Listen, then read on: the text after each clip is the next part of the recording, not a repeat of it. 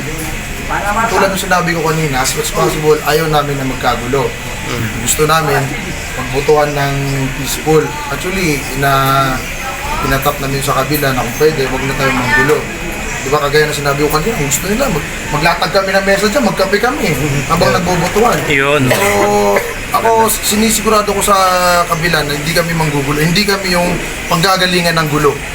Okay naman din, salamat kami sa mga binibigay ng gobyerno, tulad ng mga 4Ps, mga senior namin, almost mga more than 1,000 senior. Tapos may mga programa ng yung mga single parent, gano'n. Lahat naman yun nakukuha ng mga constituents. Hindi po ba, na-consider po ba na red o orange? Sa this election ba yan? This election. Oo. Naka-identify kami sa hotspot. Kasi dahil sa nung last na election, actually hindi naman kami hotspot nun. Ginawa lang kami hotspot. And then, ayun, hindi naalis. Hanggang ngayon, hotspot pa din kami. So, ayun.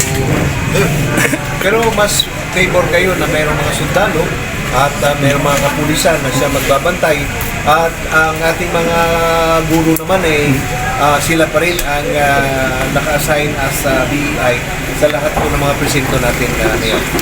Actually, mas gusto namin na maraming force dito para ma-secure, ma-ensure namin na walang dayan na mangyari, walang gulo. Kasi kami, di naman namin balak manggulo. Ang gusto namin, magbutuhan kami ng maayos. Hanggat maaari, sa kabila, kahit magkape kami dyan sa labas, okay lang. Habang nagbubutuhan, mayag din ako doon. Tapos, ano nga yung isang tanong mo? Yung tungkulong sa mga guro. Ang nangyari is, BI namin, mga guro, then third member yata is mga yung SEB. Oo, third member.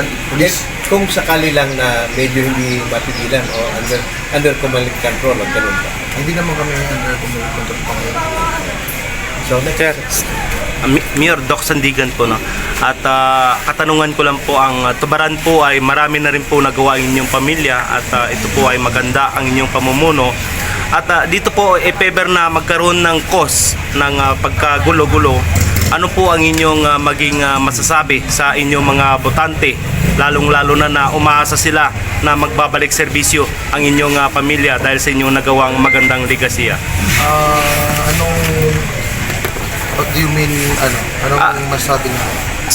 I say again, yung inyong pamilya po ay kinilala na maganda ang inyong pamumuno at kung sakali po na magkaroon ng hindi pong magkakos ng komusyon dito po sa inyong bayan, ano po ang maging komento nyo o sasabihin nyo, advice nyo sa inyong mga mamamayan na gusto kayong iluklok pa dito sa inyong bayan o inyong mama na aspirant mayor? You mean magkagulo sa eleksyon? Oo, kung sakali po. Hindi ko medyo maintindihan yung tanong mo, medyo malabo. Medyo malalim. Sige, alinawin ko na, Mayor. Pag nagkagulo, magtatakbuhan yan di ba? So, pag nangyari yun, kasi nangyari na yun nung last na 2019 na election, nagkaputukan dyan, ang ginawa ko naman is nung magsitakbuhan yung mga tao, inarang ko sila dyan. Sabi ko, dito kayo, magtago muna kayo rito, and then antayin natin ng militar. Pagdating ng mga militar, nung naupa na yung putukan, sabi ko, tuloy niyo yung putukan. Yun lang. Maraming salamat. Safety lang muna kayo, then hindi naman kailangan tumakbo. Totoo ba, Mayor, nagkakagulo ito dahil may maraming flying voters? Hindi naman, kasi last election, puro native naman yung special election namin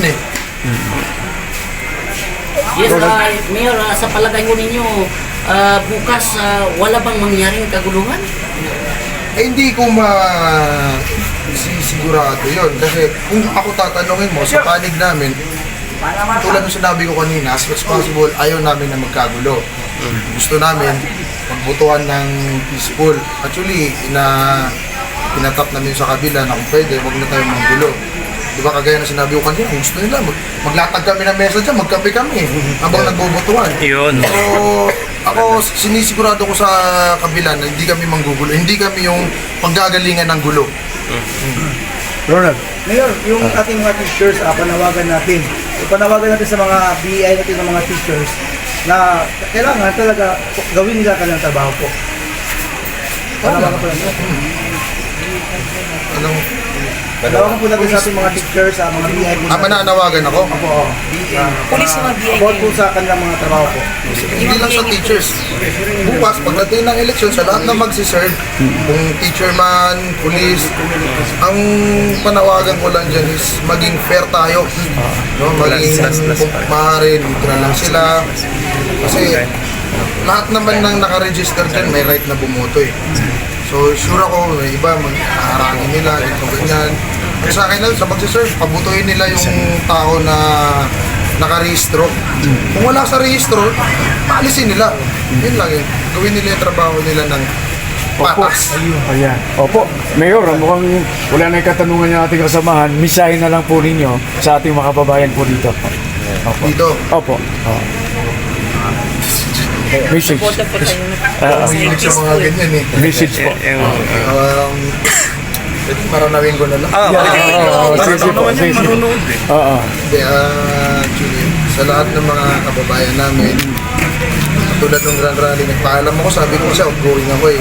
Pero sabi ko, yung mag-alala dahil ako, hanggat andito pa ako, hanggat kami pa yung pinipili nyo, magsaservisyo ako sa inyo, piliin nyo yung mga, syempre yung mga kalyado natin kasi para hindi nadidili or may walang cause ng problema sa pagpapatakbo ng pag-gobyerno natin dito.